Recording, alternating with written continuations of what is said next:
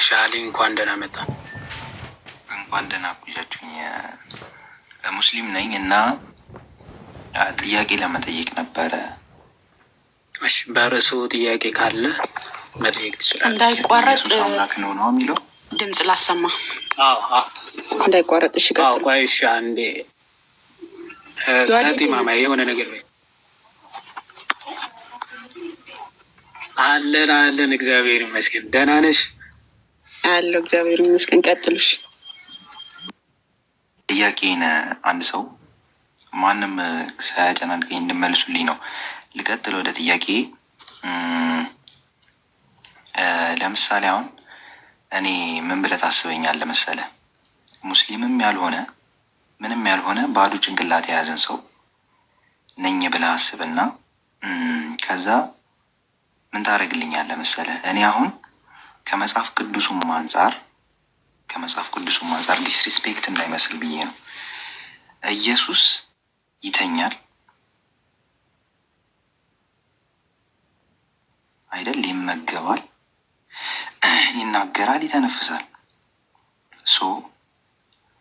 ከኔ ጋር የሚያመሳስለው ነገሮች አሉ። አንዳንድ ነገሮች ከማህፀን መውጣቱ፣ መተኛቱ፣ ምን ማለቱ ፍጹም አምላክ ፍጹም ሰው በምትሉት ነገር ስለሰማሁኝ ማለት ነው። እና ወደ ጥያቄ ስገባ ባዶ ጭንቅላት ሆኜ ያልኩ ለዛ ነው። እና አሁን እኔን የሚመሳሰል ነገር እንዴት አድርጌ ላምልክ? ዩኒክ ነገሩን አሳየኝና ከነቢያቶች ጋር ዩኒክ ነገር ከፈጣሪ ጋር የሚያመሳስለውን ነገር ደግሞ አሳየኝና እስቲ በቃ ባጭሩ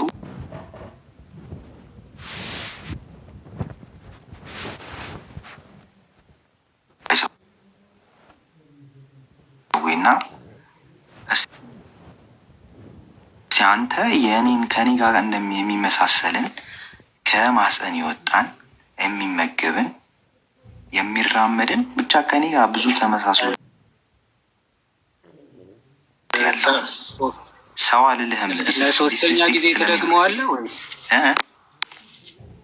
ለሶስተኛ ጊዜ ትደግመዋለህ? እንጠብቅህ። ደገምከውና ሰማን። ኮንክሉዥን ላሳይ ልንገርህ ብዬ ነው። እና ጥያቄ ነው ወይስ መልስ ነው? ኮንክሉዥን የምታቀርበው ጥያቄ አይደል? እንዲህ ምን ኮንክሉዥን ያልኩ በአጠቃላይ ጥያቄን ሰምቼዋለሁ። አሁን ሌላ ጥያቄ ካለ ያዘውና አንዴ ሰምቼዋለሁ። ከእኔ ጋር የሚመሳሰል የሚበላ የሚጠጣ የሚራመድ አልክ። ኦኬ። ስለዚህ እንዲህ ያለ አካል እንዴት አመልካለሁ የሚል ሀሳብ ነው የጠየቀው። ስለዚህ ሚዩት አረግና በደንብ ታዳምጠኛለህ፣ መሀል እንዳትገባ እሺ። እስክጨርስ ድረስ ጥያቄ እንዲህ አይደለም ለማለት ነው የፈለግኩት እንዲህ አይደለም ምናምን ብለህ እንዳትገባ። ቀጥል፣ አታንዛዛው አልልህም። ቀጥል። አንካሁን አታንዛዛው ማለት ከጀመርክ እያለቀስክ ነው የምትሰማው ማለት ነው፣ ከይቅርታ ጋር ወንድሜ። ስለዚህ በትዕግስት አዳምጠኝ እሺ። መጀመሪያ የክርስቲያኖችን መረዳት ምን ብለን እንደምናምን ስለማትረዱ አሁን በጣም ትልቁ ችግር የሚፈጥርባችሁ መጀመሪያ እኛ ቃል ከመጀመሪያው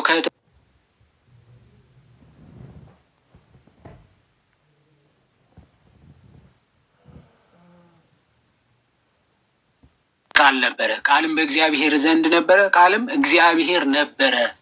ኦኬ። ወልድ አሁን ስጋ ከመልበሱ በፊት ሰው ከመሆኑ በፊት እንደኛ ከመሆኑ በፊት አስቀድሞም የነበረ የዘላለም አምላክ ነው። ለዛ ነው ቅዱስ ጳውሎስ በሮሜ መልእክቱ ምዕራፍ 9 ከቁጥር 6 አባቶች ለእነርሱ ናቸውና አለ፣ ከእነርሱም ክርስቶስ በስጋ መጣ ይላል። እሺ፣ በምንድን ነው የመጣው? በስጋ መጣ። እርሱ ለዘላለም የተባረከ አምላክ ነው። አሜን ይላል። እርሱ ለዘላለም የተባረከ አምላክ ነው፣ ግን ለሰው ልጆች ማዳን በስጋ መጥቷል ብለን ነው ምናምነው። ለዛ ነው ያ እግዚአብሔር የሆነው ቃል ይልና ቁጥር 14 ዮሐንስ ወንጌል ቃልም እግዚአብሔር ነበረ ካለ በኋላ ቁጥር 1 ሁሉ በእርሱ ሆነ፣ ከሆነውም አንዳች ሰው እንኳን ያለ እርሱ አልሆነም ይላል። ፍጥረት ሁሉ በእርሱ ነው የተፈጠረው፣ ከእርሱ ውጭ የተፈጠረ ምንም አይነት ፍጥረት እንኳን የለም አለ። ከዛ ዝቅ አለና ምን ይላል? ያ ቃል ወደ ገዛ ወገኖቹ መጣ፣ የገዛ ወገኖቹ አልተቀበሉትም እያለ ይመጣና ቁጥር 14 ቃልም ስጋ ሆነ፣ ጸጋና እውነትም ተመልቶ በእኛ አደረ፣ አንድ ልጅም በአባቱ ዘንድ እንዳለው ክብሩ ያለውን ክብር አየን ይላል። በጣም የሚገርም ቃል ትመለከታለን። እንግዲህ ያ ቃል ፍጥረታትን የፈጠረው ቃል ስጋ ሆነ ይላል። ስጋ ሆነ ማለት የእኛን ስጋ ያዘ ማለት፣ ሰው ሆነ ማለት። ሰው ሆኖ ምን አለ? በእኛ መካከል አደራል፣ በእኛ መካከል አደረ። ስለዚህ ያ ከእግዚአብሔር አብ ዘንድ የመጣው ልጅ ወይም ደግሞ አንድያ ልጁ ክብሩን አየን፣ አምላክነቱን አሳየን፣ ገለጠልን ማለት ነው። አምላክነትን ገልጦ አሳየን። ጌታ በስጋ ሲገለጥ ኦኬ አምላክነቱን መለኮትነቱን በሚገባ ገልጦ አሳይቷል። አስቀድሞ ከዘላለሙ ግን ስጋ የያዘ አልነበርም። የእኛን ስጋ ከመያዙ የተነሳ ኦፍኮርስ ለዛ ሐዋርያ ቅዱስ ጳውሎስ ዕብራውያን መልእክቱ ምዕራፍ 2 ላይ ምን ብሎ ይናገራል መሰል? በደንብ አስበው። በሞት ላይ የሰው ልጆች በሞት ጥላ ውስጥ ስለነበሩ በሞት ላይ ስልጣን ያለውን ሊሽር ክርስቶስ መጥቷል። በሞት ላይ ስልጣን የነበረው ደግሞ ዲያብሎስ ነው ይልና ለምንድን ነው በሞት ላይ ስልጣን ላይ የነበረው ዲያብሎስ የሚለውን ሲናገር ምን ይላል? በስጋና በደም ልጆች ከአባቶቻቸው በስጋና በደም ስለሚካፈሉ አለ። ስለዚህ ክርስቶስ ደግሞ በሞት ላይ ስልጣን ያለውን ለመሻር በስጋና በደም እንዲሁ ተካፈለ። ቆይ ልክፈተውና በማስረጃ ነገር በአይን ይገባልም ስለሚባል ልክፈትና በማስረጃ ላሳይ።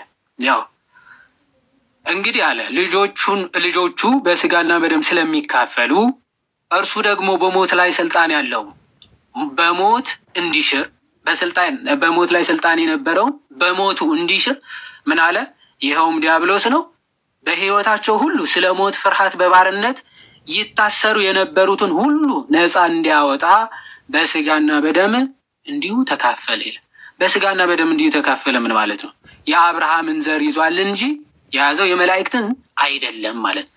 ስለዚህ የያዘው የማን ነው? የሰው ልጆችን ዘር፣ የአብርሃምን ዘር ማለት የአብርሃምን ስጋ ነው የያዘው ማለት ነው። የመላእክት እንኳን አይደለም የያዘው። ስለዚህ የሰው ልጆችን ስጋ ከመያዙ የተነሳ ምን አለ? ተራበ፣ ተጠማ ተብሎ ተጽፎለታል። ኦኬ በላ ጠጣ ተብሎ ተነግሮለታል። ይህ ጌታ ግን የተራቡትን ሲመግብ፣ የተጠሙትን ሲያጠጣ፣ ኦኬ የሞቱትን ሲያስነሳ፣ የሞቱትን ከመቃብር ሲያስነሳቸው ማለት ነው። ድውያኖቹን ሲፈውሳቸው ግን አምላክነቱንም በዚያው ምን እያደረገ ነው? እየገለጠ እየመሰከረ ነው ማለት ነው። እየመሰከረ ነው። ክርስቶስን ምን ብለን ነው የምናምነው እኛ? ፍጹም አምላክ ፍጹም ነው፣ ፍጹም ሰው ብለን ነው የምናምነው። አሁን ሰውነቱን እየተመለከታችሁ እኛስ ኦኬ ሰው አልሆነም ብለን እንደምንክድ አድርጋችሁ ነው የምትጠይቁት። መጽሐፍትን ግን በምልአት ተመልከቷቸው። አምላክነቱን ይናገራሉ፣ ሰውነቱንም ይናገራሉ። ምክንያቱም ፍጹም ሰው ፍጹም አምላክ ስለሆነ ጌታ ማለት ፍጹም ሰው ፍጹም አምላክ ነው። ሰው አምላክ እንደመሆኑ ከአብ ጋር አንድ ነኝ ይላል። ኦኬ እንደ ሰውነቱ ደግሞ ተራበ፣ ተጠማ ተብሎ ተነግሮለታል። ሰው መጽሐፍትን በምልአት የምትቀበል ከሆነ ፍጹም ሰው ፍጹም አምላክ ብለን እንድትቀበል ጌታ ይናገራል። በጣም የሚገርመው ግን አሁን የሚበላ የሚጠጣ እንዴት እኔ ላመልክ እችላለሁ የሚል ሀሳብ አነሳ።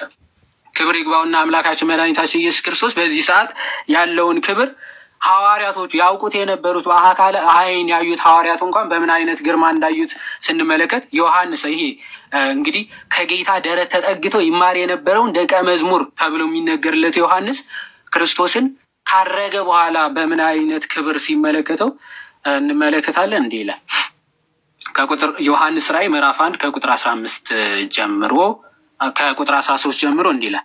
በመቅረዞች መካከል የሰው ልጅ የሚመስለውን አየው ይላል። እርሱም እስከ እግሩ ድረስ ልብስ የለበሰው ደረቱንም በወርቅ መታጠቂያ የታጠቀ ነበረ። ራሱና የራሱ ጸጉርም እንደ ነጭ የበግ ጸጉር እንደ በረዶም ነጭ ነበሩ። ዓይኖቹም እንደ እሳት ነበልባል ነበሩ። ይሄንን ራእይ ባይዘወይ ብትመለከቱት በብሉይ ኪዳን ሄዳችሁ ለእግዚአብሔር ዳንኤል 7 ስትመለከቱ ዳንኤል እግዚአብሔርን አየሁት ባለው ራእይ መልክ ክርስቶስ ሲገለጥለት እንመለከታለን። ዳንኤል እግዚአብሔርን አየሁት በዙፋኖች መካከል ተቀምጦ ብሎ ምዕራፍ 7 ያየውን እሱን ራእይ ዮሐንስ ክርስቶስ ሆኖ ሲመለከተው እንመለከታለን። ዓይኖቹ እንደ እሳት ነበልባል ነበሩ ይልና እግሮቹም በእቶን የነጠረ የጋለ ናስ ይመስሉ ነበረ። ድምፁም እንደ ብዙ ውኆች ድምፅ ነበረ። በቀኝ እጁም 7 ከዋክብት ነበሩት። ከአፉም በሁለት ወገን የተሳለ ስለታም ሰይፍ ወጣ። ፊቱም በኃይል እንደሚያበራ እንደ ፀሐይ ነበረ። ባየሁትም ጊዜ እንደ ሞተ ሰው ሆኜ ከእግሩ በታች ወደቅኩ ይላል ዮሐንስ ነው እንግዲህ በራእይ ጌታ ተገልጦለት ሲመለከት እንደ ሞተ ሰው ሆኜ ከእግሩ በታች ወደቅኩ ይላል። ቀኝ እጁንም ጫነብኝ እንዲህም አለኝ፣ አትፍራ፣ ፊተኛውና መጨረሻው ሕያውም እኔ ነኝ አለ። አየህ፣ ፊተኛውና መጨረሻው ሕያውም እኔ ነኝ አለ። ሞቼም ነበርኩ፣ እነሆ ከዘላለም እስከ ዘላለም ድረስ ሕያው ነኝ፣ የሞትና የሲኦል መክፈቻዎች አለኝ አለ። አየህ፣ ይህን ጌታ ከትንሣኤ በኋላ ግን በክብር አድርጎ በአባቱ ቀኝ ተቀምጦ በአምላክነቱ የሚመለክ ጌታ መሆኑ ትመለከታለህ። አየህ፣ ስለዚህ ዮሐንስ እንኳን ከአጠገቡ ተጠግቶ ሲማር የነበረው ዮሐንስ እንኳን ምን አለ? ከእግሩ በታች ወደቅኩ ያለልኝ ጌታ ነው የምናመልከው ማለት ነው። በመፍራት በመንቀጥቀጥ አራቱ ካህናተ ሰማይ የሚያመሰግኑትን ጌታ ነው የምናመልከው እኛ። ኦኬ። በአንጻሩ ደግሞ አሁን አላህ እናንተ ምን ብላችሁ ስለምታስቡ ነው አሁን በጣም ይህንን ለመረዳት የሚቸግራችሁ።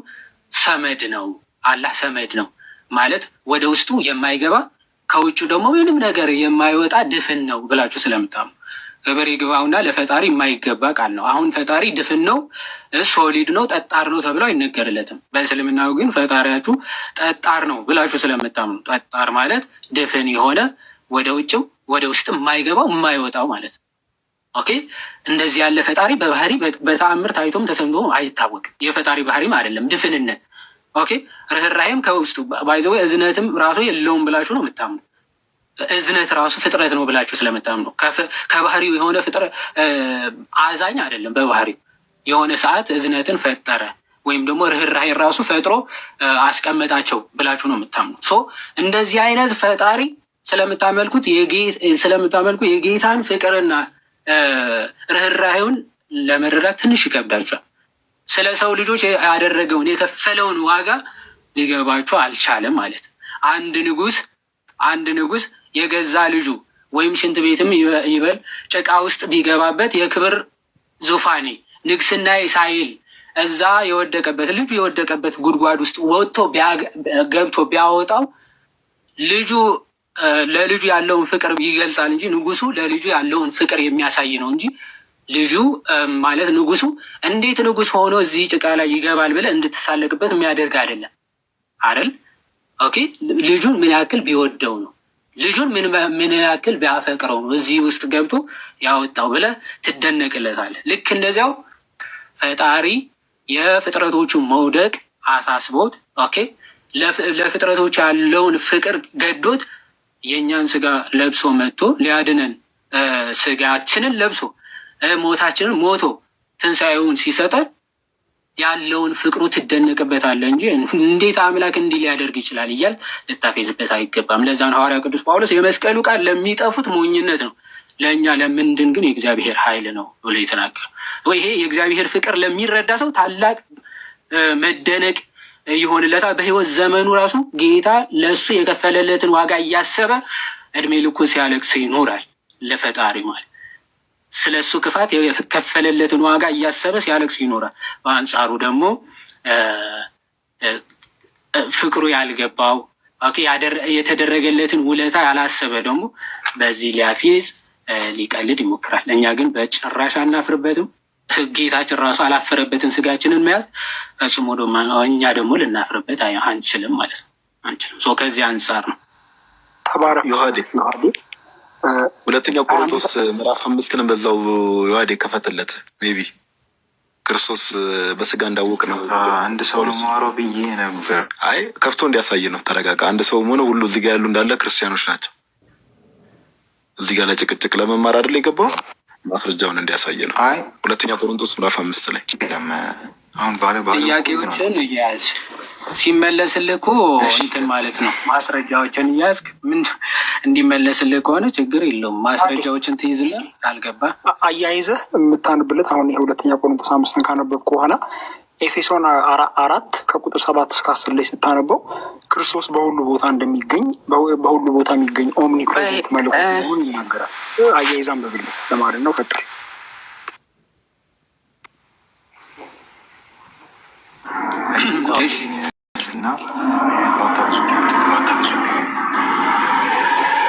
እሺ ወንድማችን ትቀጥላለሽ። ስንት ነበር? ሁለተኛ ቆሮንቶስ ስንት ነበር ያልክ? 5 ስንት? ነበር ያልከኝ ጋር 17 አካባቢ ሁለተኛ ቆሮንቶስ ምዕራፍ 5 ቁጥር 17 አካባቢ መሰለኝ። ኦኬ ከ16 ጀምሮ። ኦኬ እሺ እንዲህ ይላል፣ በሕይወትም ያሉት ስለ እነርሱ ለሞተውና ለተነሳው እንጂ ወደፊት ለራሳቸው እንዳይኖሩ ስለ ሁሉ ሞተ ይላል። ኦኬ በሕይወት ያሉት ሁሉ ስለ እነርሱ ለሞተውና ለተነሳው እንጂ ወደፊት ለራሳቸው እንዳይኖሩ ስለ ሁሉ ሞተ። ስለዚህ እኛ ከአሁን ጀምሮ ማንንም በስጋ እንደሚሆን አናውቅም፣ ክርስቶስን በስጋ እንደሆነ ያወቅነው ብንሆን እንኳን አሁን ግን ከእንግዲህ ወዲህ እንደዚህ አናውቀውም ይላል። ስለዚህ ማንም በክርስቶስ ቢሆን አዲስ ፍጥረት ነው፣ አሮጌ ነገር አልፏል፣ እነሆ ሁሉም አዲስ ሆነዋል ብሎ ሐዋርያ ቅዱስ ጳውሎስ ይናገራል። ምን ማለት ነው? ክርስቶስ በስጋ ወራት ያደረጋቸውን ነገሮች አሁንም ያደርገዋል ብሎ የሚያስብ ካለ ሞኝነት ነው። በስጋ ያወቅ ነው ወይም ደግሞ በስጋ ወራት ለቤዛነት ያደረጋቸውን ነገሮች አሁንም ያደርጋቸዋል ብለው ወይም ደግሞ በዚህ መልኩ እናውቀዋለን ብሎ የሚያውቅ ካለ ስህተት ነው ይላል። ያው ስለዚህ እኛ ከአሁን ጀምሮ ማንንም በስጋ እንደሚሆን አናውቅም፣ ክርስቶስንም በስጋ እንደሆነ ያወቅ ነው ብንሆን እንኳን አሁን ግን ከእንግዲህ ወዲህ እንደዚህ አናውቀውም፣ ክርስቶስ በስጋ ወራት ሲያደርጋቸው እንደነበሩ ነገሮች በዛ መልክ አናውቀውም ብሎ ቅድም ያሳየው ከነ የራእይን መልእክት ማለት ነው። ቅዱስ ዮሐንስ በራእዩ ሲመለከተው ክርስቶስ በምን አይነት ግርማ መለኮት እንደተመለከተው ሐዋርያቶቹም በተራራ ወስዶ በደብረ ታቦር ተራራ ወስዶ ግርማ መለኮቱ በጥቂት ሲገልጥላቸው ወደ ኋላቸው እንደወደቁ ሁሉ ማለት ነው። በጥቂቱ ነው ግርማ መለኮቱ ሲገልጥላቸው እንደማይቋቋሙት ሁሉ የክርስቶስን ግርማ መለኮቱ ቢገለጥ ማንም ከፊቱ ሊቆም እንዳይቻለው መጽሐፍ ቅዱስ ይነግረናል። ምናልባት ጋር የሚጨምረው ካለ ጨምርና ወደ አንተ እንመጣለን። እሺ አለ። አይ በቃ ሀሳቡን እንትን ብለዋል። ከዛ አንጻር እንዲረዳው ነው። ቀጥሎ ይዋል። ኦኬ እሺ ሳሚሻ ትቀጥላላችሁ። እሺ አንዴ ሀሳቡን ይቀጥልና ትቀጥላላችሁ። አሊ ይቀጥል።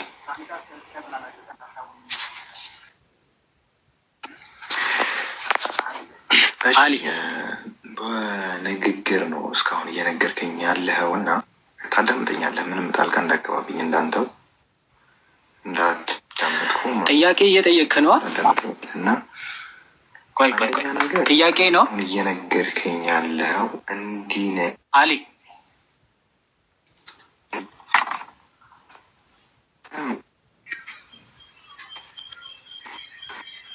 ያዴ ትሰማለህ? ቀጥል።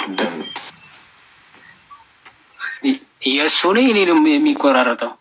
የእሱ አይሰማም እየተቋረጠ። አይ ቲንክ ኔትወርኩ። እኔ እኮ በጣም የሚገርመኝ ጥያቄን ጠይቅ ብለው መሀል ላይ እንዳታቋርጠኝ።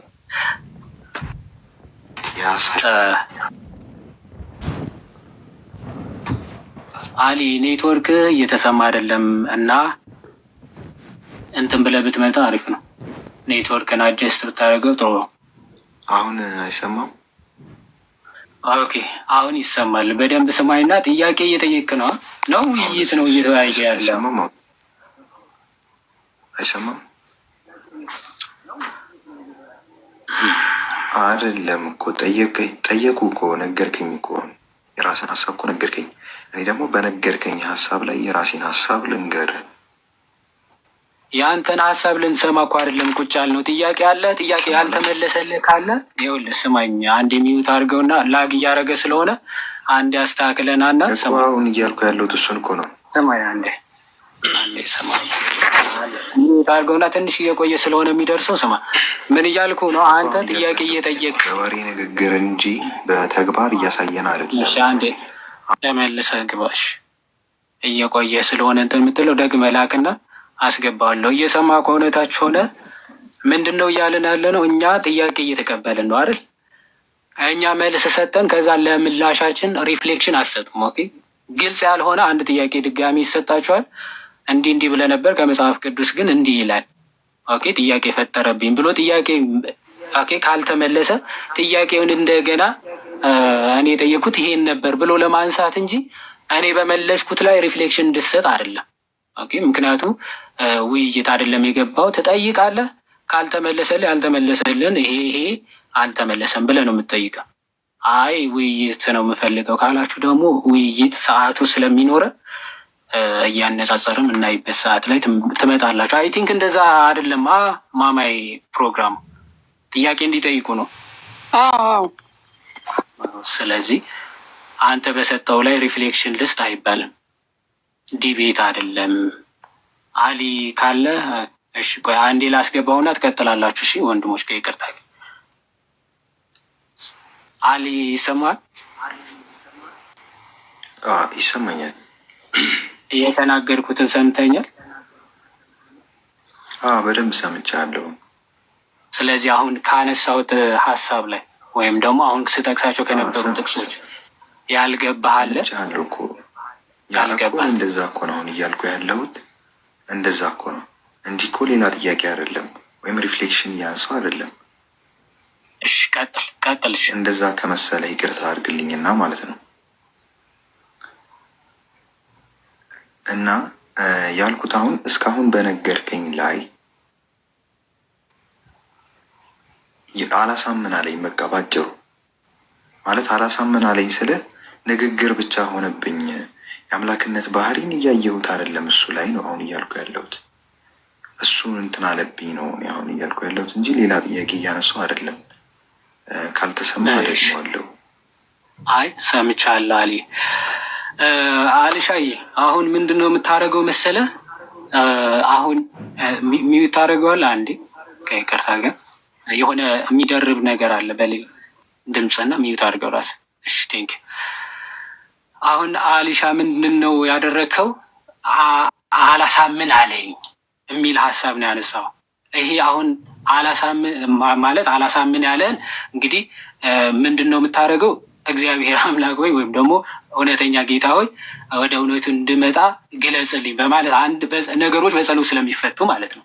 አልገባ ካለ ትምህርትን ባይዘው አልገባ ይላል። አስተማሪው ጎበዝ ሆኖ ምናምን በተማሪው ስንፍናም ሊሆን ይችላል፣ ወይ በአስተማሪው አገላለጽም ሊሆን ይችላል። አሁን አልገባ ያለ ወይም በእኔ ስንፍና ሊሆን ይችላል፣ ወይም ደግሞ በአንተም ስንፍና ሊሆን ስለሚችል ማለት። ስለዚህ ምንድን ነው የምናደርገው? አላሳምን አለኝ ለሚለው ነገር አሁን የጠቀስኳቸው ጥቅሶች አሉ አይደለም? ጥቅሶቹን ትይዝና እኔ ከራሴ አይደለም ያብራራሁት። እንግዲህ መጽሐፍ ቅዱስ በጣም ጥንታዊ ነው እና ደግሞ በሐዋርያዊ ቅብብሎች እኛ ጋር የደረሰ ነው። ስለዚህ አባቶች እነዚህ ጥቅሶች እንዴት ነበር የፈቱት?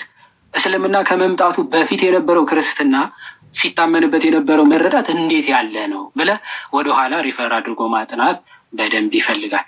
አንድ ነገር ግን በደንብ ቀደምም ያልከው ነገር አለ።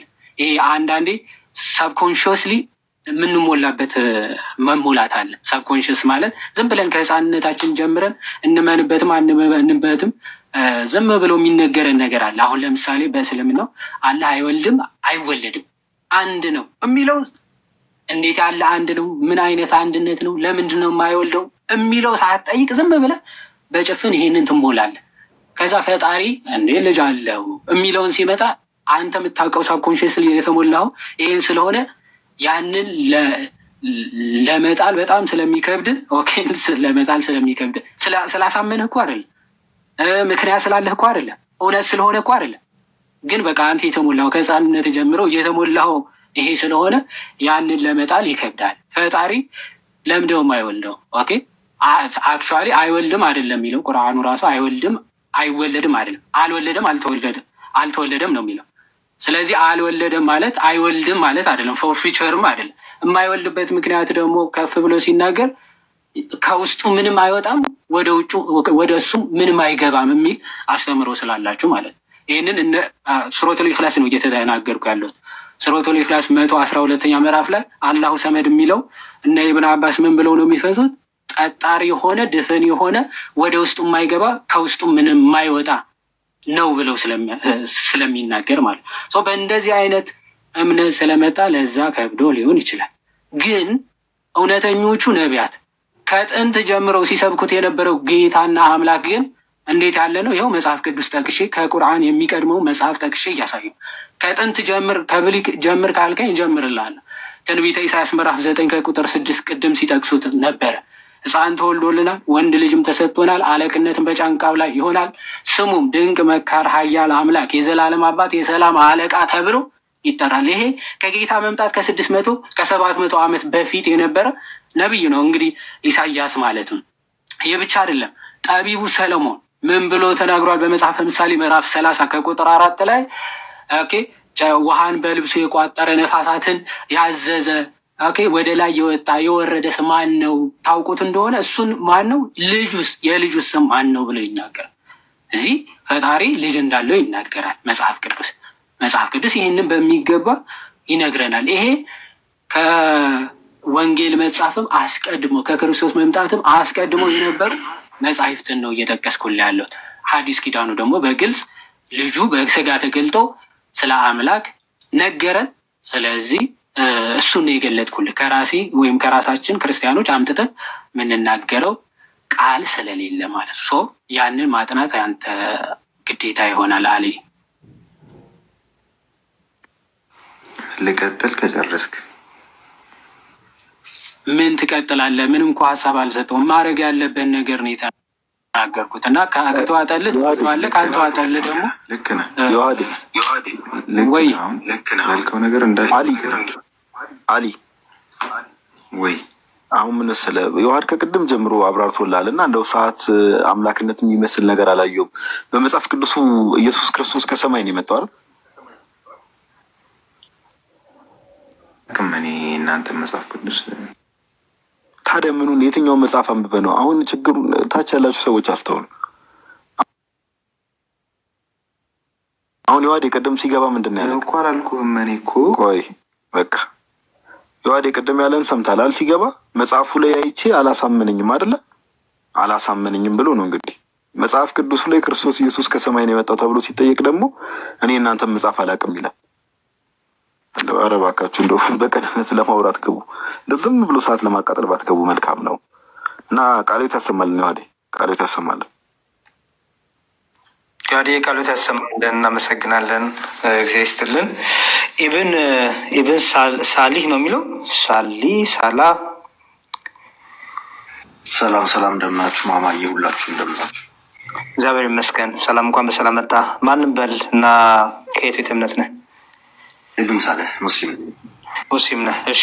ኢየሱስ አምላክ ነው የሚለው ርዕሳችን ኢየሱስ አምላክ እንዳልሆነ ብላችሁ መጥራት ትችላላችሁ። ችግር የለውም። እሺ፣ ርዕሳችን አይተዋል። ስለ ኢየሱስ አምላክነት ያው ሙስሊም ወገኖቻችን እየገቡ እየጠየቁ ነው እና አንተም እዛ ጠይቅ ካለ ጥያቄን ታቀርባለህ ማለት ነው። እሺ፣ አመሰግናለሁ። የመጀመሪያው ጥያቄ ምንድን ነው? መዝሙር እንደሚታወቀው እግዚአብሔር ወይም ደግሞ የስላሴ ኮንሰፕት ላይ አብ፣ ወልድ፣ መንፈስ ቅዱስ ናቸው አይደለ? ለመምጣት ኢየሱስ የተፈለገበት ምክንያት ኢንፌሪቲ ስላለው ነው ወይም ካለው ከሶስቱ ፓወር ላይ ኢየሱስ የበታችነት ካላቸው ስላለ ነው ወይንስ ደግሞ ኢየሱስ ከአብም ከወልድም ይበልጥ በጣም ፍቅር ለህዝቡ ስላለ ወይም ደግሞ ለፍጥረቱ ስላለ ነው? ምክንያቱም በመጽሐፍ ቅዱስ ብዙ ጊዜ እናያለን ኢየሱስ ወይም ደግሞ ያ ቃል የተባለው ስልጣኑ እንደ መቀማት እንዳልቆጠረው ከመላእክትም ማነሱ ለእኛ ለሰው ልጅ እንደሆነ ፍቅሩን አብዛኛው ጊዜ ይገልጻል እና አብና መንፈስ ቅዱስ ይሄኛው ፍቅር ሳይኖራቸው ኢየሱስ አለው ማለት ይችላሉ? ኦኬ፣ እሺ፣ ለማን ልስጥ? አይ ቲንክ ሳሚ ገብቷል መሰለኝ። ሳሚ ገብቷል። ኦኬ፣ እሺ፣ ሳሚ አስረዳ። እኔ ፋሲሊቲ ቴንክ ዩ መዝሙሪ።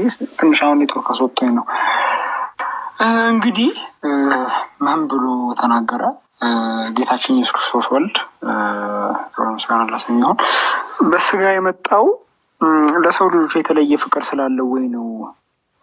ማለትም ከአብም ከወልድም ከመንፈስ ቅዱስም የተለየ ፍቅር ስላለው ወይ ነው ብሎ ተናግሯል? ነው አይደለም። ከአብም ከመንፈስ ቅዱስም ጋር ለሰው ልጆች አንድ ፍቅር ነው ያለው ጌታ። ለዛም ነው በነገራችን ላይ ዮሐንስ ወንጌል ምዕራፍ 3 ቁጥር 16 ላይ ስናነብ በእርሱ የሚያምን ሁሉ የዘላለም ሕይወት እንዲኖረው እንጂ እንዳይጠፋ እግዚአብሔር አንድያ ልጁን እስኪሰጥ ድረስ ዓለሙን እንዲሁ ወዶን ይላል። ስለዚህ አብ አንድያ ልጁን እስኪሰጥ ድረስ ዓለምን ወዷል።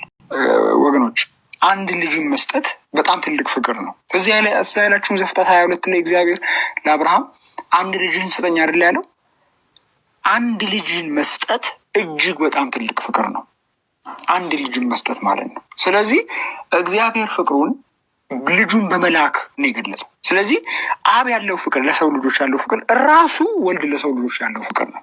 ምንም የተለየ ፍቅር የለም። ግን እንዴት ተገለጠ ስንል አብ ልጁን በመላክ ነው ያን ፍቅር የገለጸው። ዮሐንስ ወንጌል ምዕራፍ 3 ቁጥር 16 ጌታችን ኢየሱስ ክርስቶስ ስንል በአባቱ ተልኮ በስጋ በመገለጥ ያንን የቤዛነት ስራ ያንን የመስዋዕታዊ ሞት ወይም ደግሞ ሳክሪፊሻል ዴዝ ልክ ዕብራውያን 9:28 ላይ እንደምናነበው ክርስቶስ አንድ ጊዜ ከተሰዋ በኋላ ይላል። ለምንድን? ለኃጢአት ስርየት። አንደኛ ዮሐንስ 4:14 ላይ አንደኛ ዮሐንስ 4:10 ላይ እንደሚለው።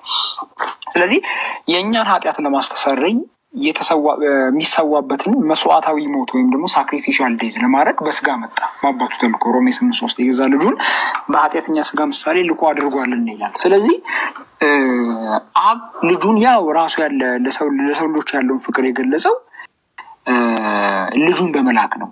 የእግዚአብሔር ልጅ ጌታችን ኢየሱስ ክርስቶስ ደግሞ በስጋ በመምጣት ራሱን አሳልፎ በመስጠት ነው የገለጸው። ስለዚህ ያነሰ ፍቅር ወይም ደግሞ የበለጠ ፍቅር አለ ብሎ መከራከር አይቻልም።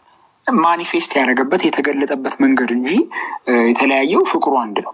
ፍቅሩ አንድ ነው። አብ ለሰው ልጆች ያለው ፍቅር ራሱ ወልድ ለሰው ልጆች ያለው ፍቅር ነው። ግን የተገለጠው እንዴት ነው? አብ ልጁን በመላክ አንድ ልጅ መላክ ቀላል አይደለም ጋይስ። በተለይ ልጆች ያላቸው ያውቃሉ። እኛ ምናልባት ስላልወለድን አናውቅም። ግን ለልጆች አንድ ልጅ ብቻ ያላቸው ያን ልጅ እንዲሞት መስጠት ቀላል ነገር አይደለም። ትልቅ ፍቅር ነው። ዘፍጥረት 22 ላይ ያለውን ታሪክ አስታውሱ። አንድ ልጅ ለእኔ ስጠኝ ነው ያለው። ለዛ ነው በነገራችን ዘፍጥረት 22 ላይ ወረድ ብላችሁ ስትመለከቱት አንድ ልጅህን አልከለከልክምና እኔ እንደምትፈራ አውቄአለሁ። ፕሩፉ በዚህ ደረጃ እግዚአብሔር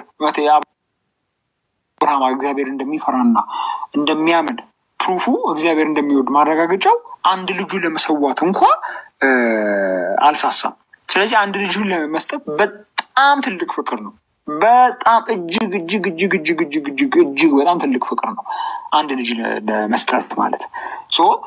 የተገለጠበት መንገድ ማኒፌስት ያደረገበት መንገድ እንጂ በአካላቱ ዘንድ የሚለያየው ፍቅሩ አንድ ነው። ፍቅሩ አንድ ነው። ጌታ ኢየሱስ ወልድ በአባቱ ተልኮ በስጋ መጣ እንጂ አብ ደግሞ ልጁን ላከው እንጂ የፍቅር ልዩነት አብ ከወልድ የበለጠ ይወደናል ማለት አይደለም። ይሄ ሲጀመር የመለኮት አንድነትንም ራሱ ጽንሰ ሀሳብ ያላገናዘበ ወይም ደግሞ ያላወቀ ነው። ምክንያቱም እግዚአብሔር ወይም መለኮት ዲየት የሚባለው ኮንሴፕት ሶስትነቱ የአካል ነው። ኦኬ። ስለዚህ ሃይፖስታቲክ ፕሮፐርቲዎች ላይ ነው ሶስትነት ያለው። ወደ ኦንቶሎጂካል ፕሮፐርቲዎች ስንመጣ ቅድስና፣ ከዘላለማዊነት፣ በሁሉ ቦታ መገኘት፣ ፈጣሪነት፣ እነዚህ አንድነት የሚያማክሉ አንድነት የሚመለከቱ ጉዳዮች ናቸው። በዚህ ረገድ መለኮት አንድ ነው። ስለዚህ ፍቅርንም አስመልክቶ የፍቅር አትሪቢዩት አንድ ነው። እግዚአብሔር ለኛ ያለው ፍቅር ልጁ ለኛ ያለው ፍቅር ነው። የተለየ አትሪቢዩት የለም። ስለዚህ እንዴት ተገለጠ በሚለው እንጂ የሚል ልዩነት ወይም ደግሞ ዲስቲንክሽን ያለው በፍቅሩ ላይ ልዩነት የለም። አብ በሚወደን በዚያው ልክ ነው ወልድ የሚወደን። ኦኬ ተረድቻለሁ። ግን እንትን አድርጌ ለመግለጽ ማለት ነው መጽሐፍ ቅዱስ ላይ ኤግዛክትሊ ምንድነው ጥቅሱን ባለውም እነሆ አምላክ ወይም ደግሞ እግዚአብሔር ምድርን የሚያነጻው ፈለገ፣ ግን ማንም የለም፣ አንድ ጻድቅ እንኳን የለም። ስለዚህ አንደኛ ልጁ የሆነውን መረጠ የሚል አለ። ኤግዛክትሊ ፓወርቱን ባልጠቅሶ ማለት ነው። ስለዚህ እግዚአብሔር ወይም ደግሞ አብ ነው እዚህ ኮንቴክስት ላይ የተጠቀሰው እና ያ እግዚአብሔር ምድር ላይ የሚያነጻ አንድን አካል ካጣን ራሱ መምጣት እየቻለ ወልድን ወይም ደግሞ ቃልን የራሱ እኩያ በመለኮት እኩል የሚስተካከለውን አካል አንተ ሂድና ሳክሪፋይ አርግ ለምድሩ ማለቱ እኩል እንትናቸውን ይሰጠኛል። ያው እንዲሁም ደግሞ ወልድ ደግሞ እሺ ብሎ ለኔ በእርግጠኝነት አሁን አንተ የጠየቀውን ጥያቄ አስበበት አይደለም እንዲሁ መመለስ የሚያቅታቸው ጥያቄ ይሆን እስቲ ልሞክር በሙከራና በትራይል ኤረር ይመስላል። ምክንያቱም የጠየቀው ጥያቄ ራሱ ይሄ ፍሎቶቱን የጠበቀ አይደለም ማለት ምን ማለት ነው አልገባኝም። ኦኬ እስቲ ጥያቄህን ደግመህ አስረዳው። እስቲ ደግመህ ጠይቀው። ኦኬ ካልገባ ልድገምልህ። እግዚአብሔር ምድር እንትን ወደ ሰዎች ልጆች የሚያነጻ ፈለገ፣ ጻድቅ አንድም እንኳን እንደሌለ መጽሐፍ ቅዱስ ላይ ይናገራል። ያንን ከተናገረ በኋላ ደግሞ አንድያ ልጁን ላከ ይላል። ያንን ማድረግ ከፈለገ ራሱ እግዚአብሔር መላክ ራሱ ወርዶ ማንጻት እየቻለ ኢየሱስን መላክ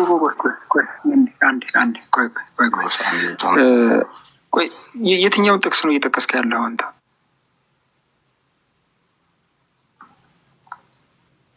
የትኛው ጥቅስ ነው የጠቀስከው ያለው? የትኛው ጥቅስ ነው የጠቀስከው ያለው? ስፔሲፊክሊ ጥቅሱን ንገረኝ።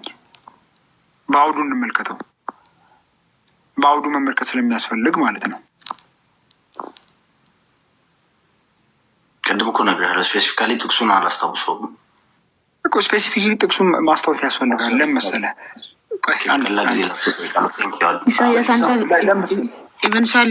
ኢሳያስ 59:16 ነው። ሰውም እንደሌለ አየ፣ ወደ እርሱም የሚማልድ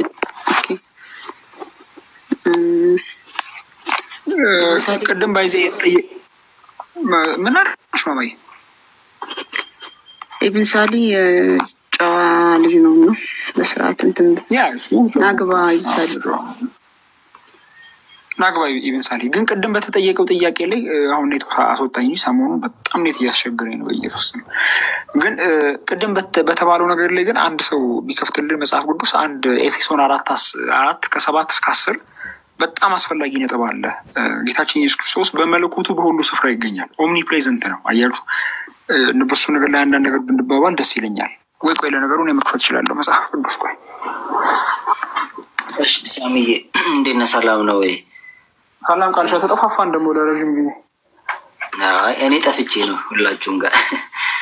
አሁን የነበረው ልጅ አጠያይቁ እንደምን መሰላችሁ? ለምንድን ነው ወልድ አባት ያልሆነው? አብ ለምን ልጅ አልሆነም? ወይ ደግሞ መንፈስ ቅዱስ ልጅ ሆኖ ወልድ ለምን መንፈስ ቅዱስ አልሆነም? ለምንድን ነው ወልድ ሰራጺ ያልሆነው? መንፈስ ቅዱስ ለምን አባት አልሆነም? አይነት ጥያቄዎችን ነው እየጠየቀ ያለው ማለት ነው። እንደዚህ ጥያቄዎች ምን መሰላችሁ? በመጀመሪያ እኛ እግዚአብሔርን የምናውቀው ስለ እግዚአብሔር የምንናገረው እግዚአብሔር ራሱን ለእኛ በገለጠበት ልክ እግዚአብሔር እኔ እንደዚህ ነኝ ብሎ በነገረን ልክ እሱን ነው የምናብራራው እንጂ እኛ ፈጥረን ፈልስፈን ወይ ቆይ አብ አባት ቢሆን ይሻላል ነው መንፈስ ቅዱስ ልጅ ይሁን እንዴ፣ አይ ቆይ መንፈስ ቅዱስ ሰራጺ ይሁን ምናምን ብለን እኛ አልመደብናቸው። ኦኬ፣ ራሱ እግዚአብሔር በነበረበት ነበር። ኦኬ፣ እግዚአብሔር ምንድነው? መጀመሪያም ነበር፣ ከጊዜ ውጪ ነው። አልፋ የሚለው እሱም ያመለከት ነው። የመጀመሪያ ነኝ የሚለው ከጊዜ በፊት ነኝ፣ መጀመሪያ ነኝ ነው። በነበረበት አለ። እግዚአብሔር እንዴት ነው የነበረው? እንዴት ነው እግዚአብሔር የሚሰራው የሚለውን ነገር እሱ ለእኛ በገለጠልን ልክ ሲገልጥልን እኛ በምንችለው በምናውቀው ወይም ደግሞ በእኛ አቅም ልክ እየቀነሰ ልክ እንዴት ነው አባቶቻችን ለዚህ ምሳሌ ሲሰጡ አንድ ሰው ከእንቅልፉ ተነስቶ ከጨለማ ቤት ውስጥ ወጥቶ ወዲያው የፀሐይ ብርሃን አይማ አይኑ ሊታመም ይችላል፣ ሊጠፋም ይችላል። ኦኬ፣ አንድ ሰው ከጨለማ ቤት ውስጥ ልክ ወደ ውጭ ሲወጣ አይኑን ያቅተዋል ብርሃኑን ለማየት ማለት ነው። ቀስ እያለ አይኑ እየተላመደ ከዛ በኋላ ብርሃኑን በቃ ይላመደዋል ማለት ነው። ከጨለማ እንደወጣ አንድ ሰው ወዲያው ብርሃኑን አያዩም። ልክ እንደዛው ነው እግዚአብሔርን ቀስ በቀስ የምናውቀው ማለት ነው። እንዴት ነው ቀስ በቀስ የምናውቀው? እኛ ተመራምረን ፈልስፈ ምናምን አይደለም። እሱ ራሱን ለእኛ በገለጠበት ልክ ማለት ነው። ለእኛ በአቅማችን ልክ ኢየሱስ ክርስቶስ እንኳን ሐዋርያቱን ሲያስተምር ልነግራችሁ የምፈልገው ነገር ብዙ ነገር አለኝ፣ ግን አሁን ልትሸከሙት አትችሉም። እኔ ብሄድ ይሻላችኋል። የሚመጣው መንፈስ ቅዱስ ግን ለእኔ ካለኝ ወስዶ ይነግራችኋል፣ ያስተምራችኋል። እነሱ አቅማቸው በጠነከረ ቁጥር ትምህርቱም ጠንከር እያለ ስለ ራሱ እየገለጠለት ይመጣል ማለት ነው። መጽሐፍ ቅዱስ ለዛ ነው ከአብ በቀር ወልድን የሚያውቅ የለም፣ ከወልድም በቀር ወልድም ሊገልጥለት ከሚወድ ወይም ከሚፈቅድ በቀር አብን የሚያውቅ የለም የሚለው። አብና ወልድ ናቸው ሙሉ ለሙሉ የሚተዋወቁት። ምክንያቱም አንድ መለኮት ስለሆነ፣ አብ መለኮት ነው፣ ወልድ መለኮት ነው፣ አንድ አምላክ ነው። አብ በወልድ ውስጥ ህልው ነው፣ ወልድ በአብ ውስጥ ህልው ነው። ስለዚህ አብ መለኮት ስለሆነ ያው አንድ መለኮት ስለሆነ የራሱ መለኮት ስለሆነ ወልድም ጋር ያለው ሙሉ ለሙሉ አብ ወልድን ያውቀዋል፣ ወልድም ደግሞ ሙሉ ለሙሉ አብን ያውቀዋል፣ መንፈስ ቅዱስንም ማለት ነው። እርስ በርስ ፉሊ ይታወቃሉ ማለት ነው። ኦኬ